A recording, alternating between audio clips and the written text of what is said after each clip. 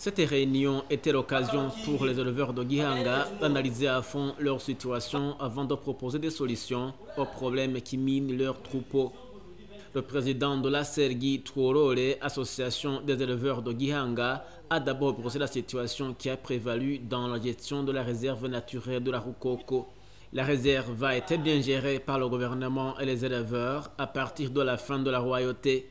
C'est à partir de 2009 que la gestion de cette réserve s'est empirée, d'après le président de la Sergi Tuorole. Vers 2009, où le gouvernement a donné cette parcelle, cette propriété d'élevage à M. Balankizanaoum, le patron de Tibissi, pour cultiver les cannes à sucre. Cela on est donc les problèmes avec l'élevage. Alors aujourd'hui, maintenant, avec la prise de la propriété d'élevage comme délimitée, les vaches s'est réfugiées dans la réserve naturelle de la Rukoko. Aujourd'hui alors, c'est un problème avec les lycéennes. Maintenant, c'est un problème avec les militaires. La réserve naturelle de la Rukoko abritait autour de 70 000 têtes de vaches avant qu'elles ne soient dispersées par les militaires depuis le 12 novembre. Chaque éleveur s'est par la suite occupé de son troupeau. On les trouve en débandade presque partout à Gihanga. La direction provinciale de l'agriculture et de l'élevage à Bubanza n'a jamais réagi, s'inquiètent les éleveurs de Gihanga. Ils demandent au gouvernement de leur permettre de recouvrer la propriété réservée à l'élevage comme prescrit au départ.